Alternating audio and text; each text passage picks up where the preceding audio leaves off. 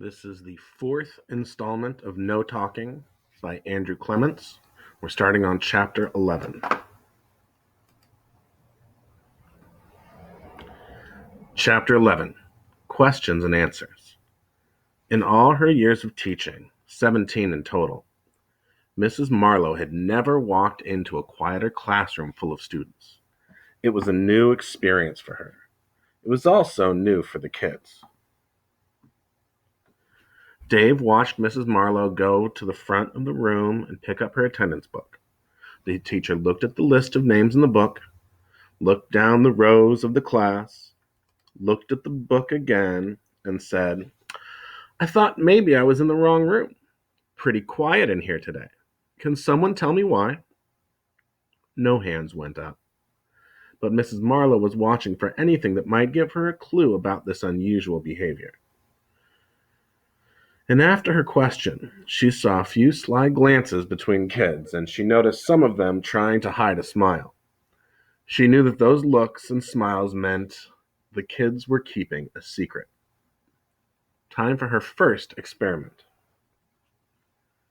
Looking over the class, Mrs. Marlowe settled her eyes on Seth Townsend, smiled, and said, "So, Seth, did you do your science homework last night?" With no hesitation, Seth smiled back and said, "Yes, I did."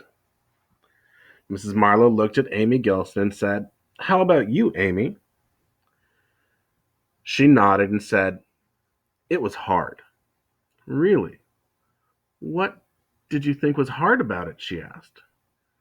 Amy scrunched up her face and then said, "Too much math." Her answer got a lot of nods and a few laughs from the other kids, but then it went completely quiet again. Mrs. Marlowe couldn't get over how beautifully these children were behaving. Just yesterday, she had asked one student a question, and about 15 others had blurted out answers, and then the whole class began arguing, and that had started a huge free-for-all that didn't end until she banged on her desk with a book. It was always like that with this class, and with the other fifth grade classes too. But not today.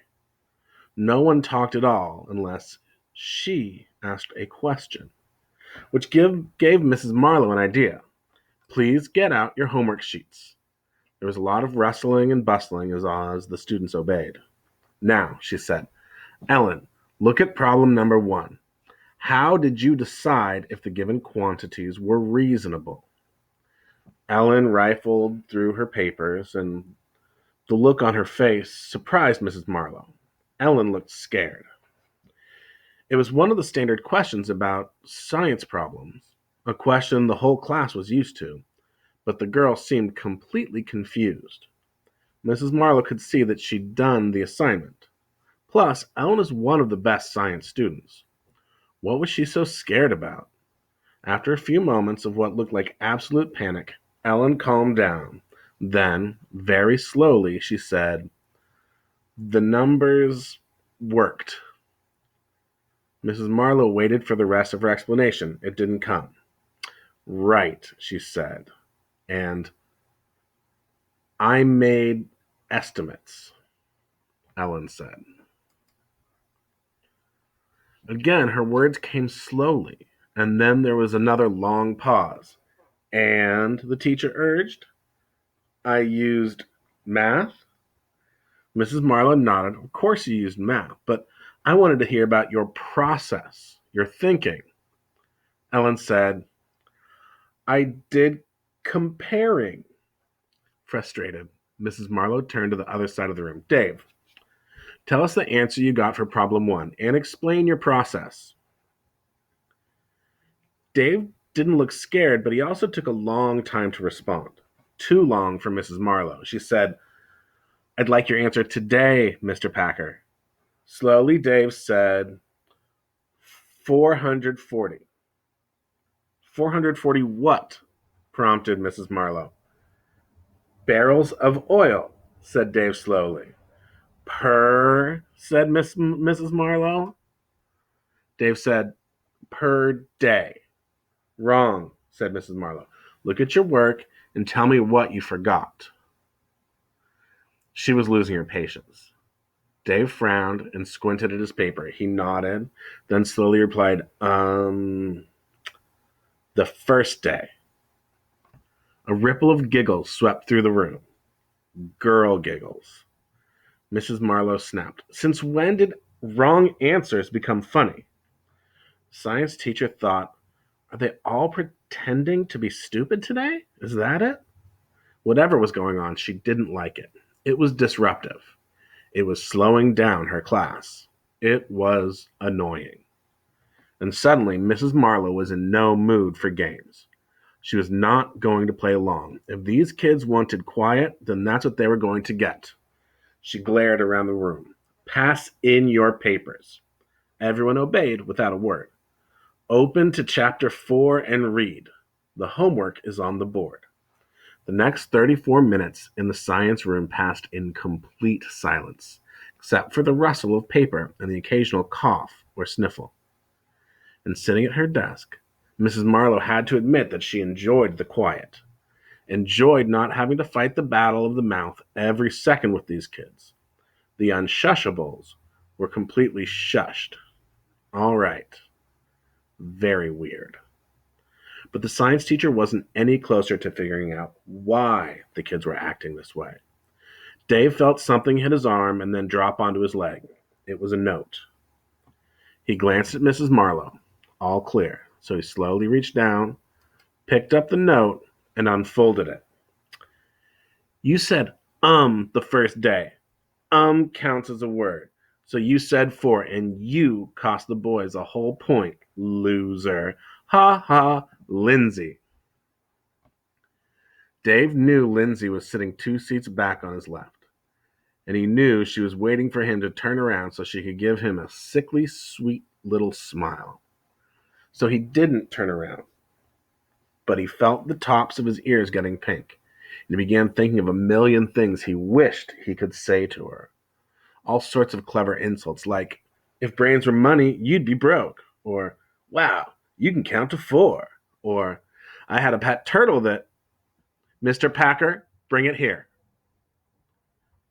Dave snapped to attention and looked up to see Mrs. Marlowe staring at him, holding out her hand. Putting on his best innocent face, Dave said, What?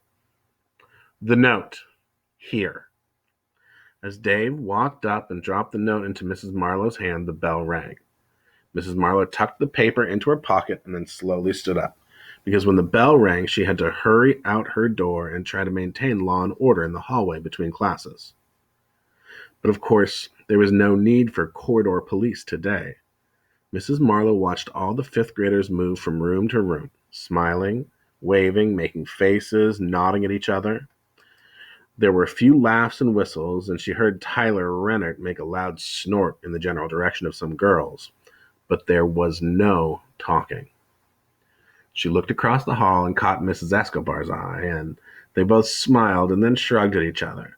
And since there wasn't any patrol work to do, Mrs. Marlowe reached into her pocket, pulled out the captured note, and she read it. For a logical person like Mrs. Marlowe, Lindsay's note to Dave was like a Rosetta Stone, a key that helped her begin to understand what she had seen and heard on the playground and then in her classroom. So, this whole thing was something about counting words. More than 3 words resulted in a penalty, which explained all those short answers from Ellen and Dave. And it was boys against girls. Nothing new about that, not with this group. And they were all trying to keep quiet. Mrs. Marlowe remembered the Jinx game from her own school years, when 2 people said the same word at the same time and then had to keep quiet. Maybe it was like that. Except this wasn't 2 people. It was more than 125 of the most talkative children on planet Earth. And chunks of the puzzle began to fall into place. Mrs. Marlowe immediately thought, the others are going to love this. She meant the other teachers. But then her scientific curiosity kicked in and she thought, why spoil the kids' experiment?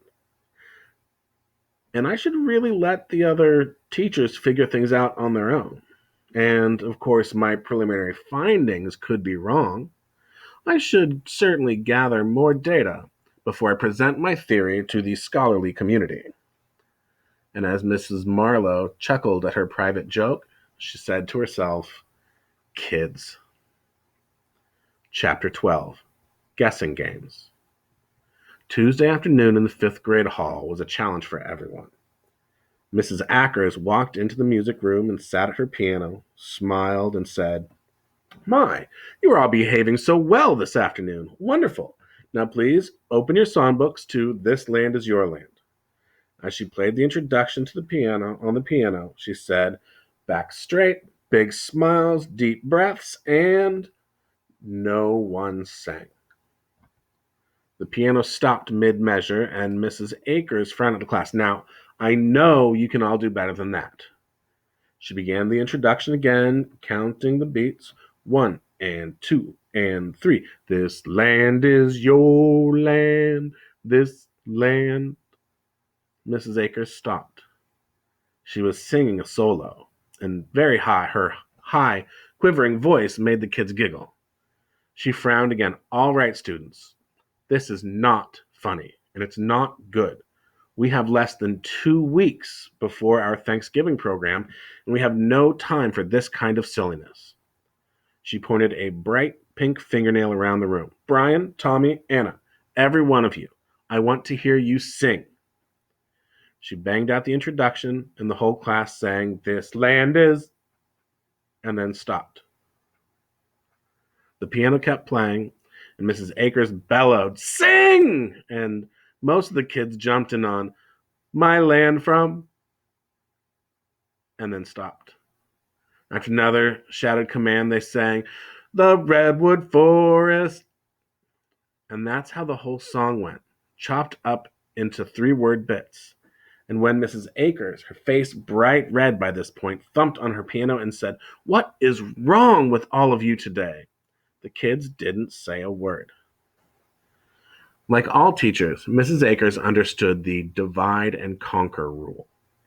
When you need to get to the bottom of something, you don't ask the whole class. You ask one student. So she pointed at Lena in the front row and said, "Why aren't you singing?" Lena hesitated, then motioned at the kids all around the room and said, "Not talking today." Mrs. Akers said, "What's that supposed to mean, not talking?" Lena nodded. "Only 3 words." The music teacher was even more puzzled. She pointed at James and said, "Explain." James had trouble expressing himself under the best conditions. He gulped and took a deep breath and then said, "Not words, everyone." A light dawned on Mrs. Akers' face, and, still talking to James, she said, "Oh, so it's like that project kids do when they take a vow of silence to protest how there's still slavery in Africa. I read about that. Is it that?" James looked lost. He shook his head. "Hard explain not?" But Mrs. Akers felt like she had answered the riddle, or maybe partly answered it, and whatever was happening, she decided to be a good sport. Looking around the room, she said, "So tell me, can you all hum? Is humming allowed?" Everyone grinned and nodded like maniacs. "How about clapping? Can you clap in rhythm?" More smiles and nods. "All right then, here we go again." And she ripped back into the piano. 1 and 2 and 3. And 24 fifth graders clapped and hummed along with as Mrs. Akers played all 7 verses of "This Land Is Your Land." Then the whole class giggled and laughed and hummed and clapped their way through the other 4 songs on the Thanksgiving program. And they all survived their first wordless music class. The 5th period gym class was less dramatic than music. News had gotten to most of the teachers that the 5th graders had gone quiet, which didn't bother the gym teacher at all. Tuesday was dodgeball day, so Mrs. Henley appointed the 2 captains, and then the captains picked their teams by pointing, and the first game got underway, all without a word. Dodgeball, which can be pretty serious anyway, seemed especially grim without the talking and shouting. There were the usual grunts of effort and the screams of terror, and then 3 or 4 kids with red dodgeballs would silently go hunting for one player on the other team. It was sort of like watching a pack of wolves go after a lone caribou. A motion of the leader's head, a movement toward the prey, and then whack, whack, whomp, dead meat. From the gym teacher's point of view, dodgeball was all about improving reflexes and getting a good, large motor skills workout. And to accomplish these goals without any of the taunting and teasing and name calling, that was just fine by her. Even so, Mrs. Henley watched all 3 games with great interest, and she saw how the kids communicated without words. And she noticed herself pointing and shaking her head and blowing her whistle instead of yelling. It was nice to give her voice a rest. Mr. Burton taught 5th-grade reading and language arts. He was puzzled at the beginning of the class right after lunch, and like the music teacher and science teacher, he asked questions and got 3-word answers. But he kept at it, and after about 5 minutes, he figured out what was going on, at least part of it. Unlike Mrs. Marlowe, Mr. Burton had a lot of patience and a pretty good sense of humor, and he couldn't see any real problem with having these kids be this well behaved. Anything that got the unshushables quiet was fine by him. Plus, he decided they could all have some fun with this limit of 3 words in a row. He picked a funny story from their reading textbook, a really short one, and he had the kids read it aloud, 3 words each and as fast as possible, with him calling out the name of the next narrator. And when the story was finished, he said, "Okay, now I want you to make up a story." He picked up a meter stick and said, "When I point at you, say a 3-word sentence. And listen carefully so you can make the story move forward. Here we go." The story started like this. A woman screamed. She was scared. It was dark. "Oh no, snakes!" One bit her. "Ow, my leg!" She limped outside. The neighbor came. "What's wrong?" "Snakes are everywhere." "Are they poisonous?" "Yes, and smelly." "Quick, my car!" "You saved me." "Darn, dead battery." Round and round the room the story went. The poor woman and her neighbor were eventually eaten by huge orange lizards that came up out of the sewers and ripped the roof off the car. The lizards also ate all the snakes, but then some ugly tulips in the garden grew razor blade teeth and ate the lizards. And then the tulips burped giant burps, which created a tornado that made the Statue of Liberty fall over and crush a tugboat, which made a wave that washed all the way to the White House and got muddy water all over the president's polka dot underpants. Quite a story. It was quite a tale. The period ended, and the students walked quietly out of the room. Mr. Burton got a lot of waves and smiles and thumbs up, and he waved and smiled back at the kids. No words were needed. It had been a successful class, fun, creative, lively, and everyone had used their word skills in new ways. Mr. Burton felt great. The next 40 minutes was his planning period, and then came his last class of the day, period 7. He had some papers to grade, but Mr. Burton was too excited because what these kids were doing, well, it felt like a once-in-a-lifetime chance to mess around with words and language and communication. So, try something fresh, something special. After all, science teachers aren't the only people who like a good experiment. So Mr. Burton sat at his desk, thinking and thinking. Finally, with about 2 minutes before period 7, he got it. A great idea. Plus, he realized that this situation could be useful to him in a totally unexpected way. And as the bell rang, Mr. Burton noticed that he was actually looking forward to his last class of the afternoon. Another proof that this was not an ordinary day.